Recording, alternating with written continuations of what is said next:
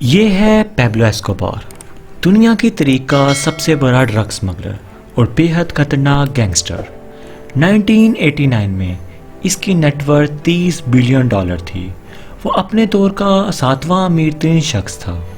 Pablo کا net work دنیا کی 85% کوکین کی سمگلنگ کرتا تھا۔ اس خطرناک نیٹ ورک کو بہاماس کے آئس لینڈ سے چلایا جاتا تھا۔ وہ آئس لینڈ پیبلو ایسکوبار کا ہیڈ کوارٹر تھا۔ اس آئس لینڈ پر ایک ایئرپورٹ بھی تھا جہاں سے کوکین پلین میں لوڈ کر کے امریکہ بھیجی جاتی تھی۔ کوکین کو ہوائی جہازوں کے ٹائروں میں بھر کر سمگل کیا جاتا تھا۔ پیبلو ایسکوبار پائلٹس کو ایک فلائٹ کا $5 لاکھ دیتا تھا۔ پیبلو ایسکوبار کے پاس ڈرگ سمگلنگ کے لیے 2 سب میرینز بھی تھیں۔ اس طرح امریکہ میں روزانہ 15,000 kg کوکین بھیجی جاتی تھی۔ ہر ماہ پیبلو کے پیسوں کے بنڈلز بنانے کے لیے 2500 کے ربر بینڈز استعمال ہو جاتے تھے۔ یہ پیسے پیبلو کے پرائیویٹ آئس لینڈ کے گوداموں میں سٹور کیے جاتے تھے، جہاں 10% پیسوں کو یا تو چوہے کھا جاتے تھے یا پھر نمی کی وجہ سے خراب ہو جاتے تھے۔ پیبلو ایسکوبار کے پاس 142 پلینز، 20 ہیلی کاپٹرز، 32 یارڈز اور 41 آفسز اور ہوم تھے۔ پیبلو نے ایک دفعہ اپنی بیٹی کو سردی سے بچانے کے لیے $2 ملین آگ لگانے کے لیے استعمال کیے۔ 1986 میں پیبلو نے کولمبیا کی پولیٹکس میں آنے کی کوشش کی۔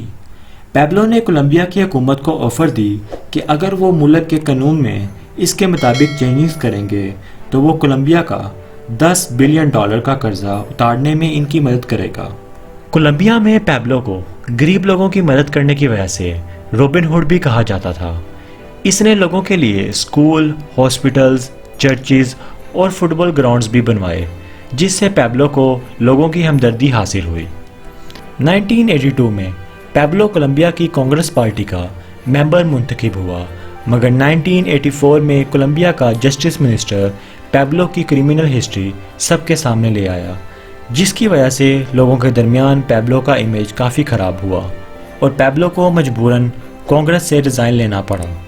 اس دن پیبلو نے جو انسلٹ فیل کی، اس سے پیدا ہونے والے غصے نے کولمبیا کو بدل کے رکھ دیا۔ پیبلو کا ایک ہی موقف تھا کہ اگر تم میرے ساتھ ہو تو میں تمہیں اتنا امیر بنا دوں گا کہ تمہاری 7 نسلیں آرام سے زندگی گزار سکیں گی، مگر اگر تم میرے خلاف ہو تو میں تمہارے ساتھ ساتھ تمہارے پورے خاندان کو ختم کر دوں گا۔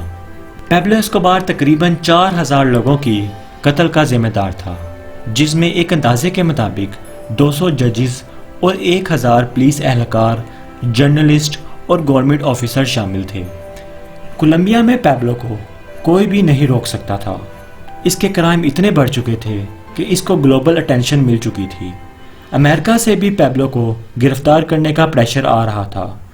1991 میں پیبلو نے اپنے آپ کو سلنڈر کر دیا، مگر اس نے ایک شرط رکھی کہ وہ اپنے لیے خود جیل بنوائے گا، اور تاریخ میں پہلی دفعہ کسی پریزنر نے اپنے لیے خود جیل تیار کروائی۔ یہ جیل کسی محل سے کم نہیں تھی، جہاں فٹ بال گراؤنڈز، بار، جکوزی، واٹر فال جیسی تمام آسائشیں موجود تھیں۔ جیل میں رہ کر بھی پیبلو اپنے ڈرگ سمگلنگ اور دوسرے کرائم کو کنٹرول کر رہا تھا، اور 1992 میں پیبلو جیل سے فرار ہو گیا۔ کہتے ہیں کہ گینگسٹر کی عمر زیادہ نہیں ہوتی۔ 1993 میں کولمبین پولیس نے پیبلو کی 44th برتھ ڈے والے دن اس کی فون لوکیشن ٹریس کر لی، اور اس دن پیبلو پولیس مقابلے میں مارا گیا۔ کمنٹس میں اپنی رائے کا اظہار کریں، ویڈیو کو لائک کریں اور چینل کو سبسکرائب کریں تاکہ ہر آنے والی ویڈیو آپ تک پہنچ سکے۔